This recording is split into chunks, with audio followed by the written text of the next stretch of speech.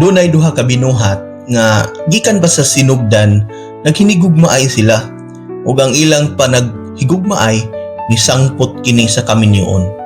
Pero sa wala pa sila magminyo, nagsaaray kini silang duha nga kung mahitabo manggaling nga itugot sa higayon nga sila bugkuson sa kaminyoon, dili gyud sila maglagyo sa usag-usa. Tuod man atol sa ilang kasal, nagpabilin sila nga malipayon. Niabot ang panahon nga aduna na sila'y duha ka buk-anak. Hinay-hinay na usab nga migawas ang batasan sa matag usa.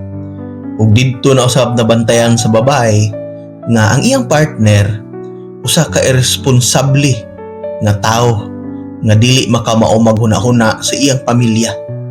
Ang babae naghuna-huna kung unsaon niya nga makalingkawas siya sa iyang sitwasyon. Usa sa plano nga iyang nahuna-hunaan mao ang pag-abroad, which is sa sinugdan wala gyud niya ginahuna og gihandom sa iyang kinabuhi. Apan tungod sa sitwasyon, iya kining nahuna-hunaan nga mao iyang himuon nga escape plan para makagawa siya sa mao nga sitwasyon. Milihok dayon ang babae. Nilukat dayon siya og requirements aron sa iyang pagpang-apply. Pagkuha niya og requirements, nihapit siya sa usa ka karinderya nga diin didto sa karinderya duna day usab didto mga aplikante nga para sa abroad. Tungod kay kining maong babae, usa kini siya ka marites, chismosa ug libakira. Iya kining napahimuslan. Tungod kay adto nga time, wala siya ideya kung asa or unsa unya pagsugod sa pagpang-apply nga maka-abroad siya. Tuod man ni sagol siya dito sa mga aplikante nga iya raw sab nga gikahimamat dito sa karinderya.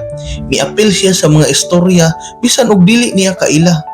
Tuod man giswerte siya sa iyang pagpang-apply ug miabot sa punto nga gi-comply niya ang tanan requirements. Karon miabot man ang higayon nga mularga na siya. Didto na usab niya na feel ang pagbati nga sa sinugdan wala gid niya gibati. Kana bitaw padung nakamularga nga guol kay kastanan nga inigtan-aw nimo sa likod, tan-aw nimo imong mga anak nga mura ba kag kalargahon dili.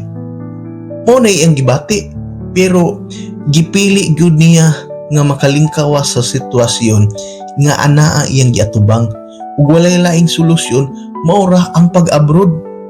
Sa laktod pagkasulti nakalarga siya ug karon ang babay anaa na sa abroad. Karon ato lang yan ang sumpayan.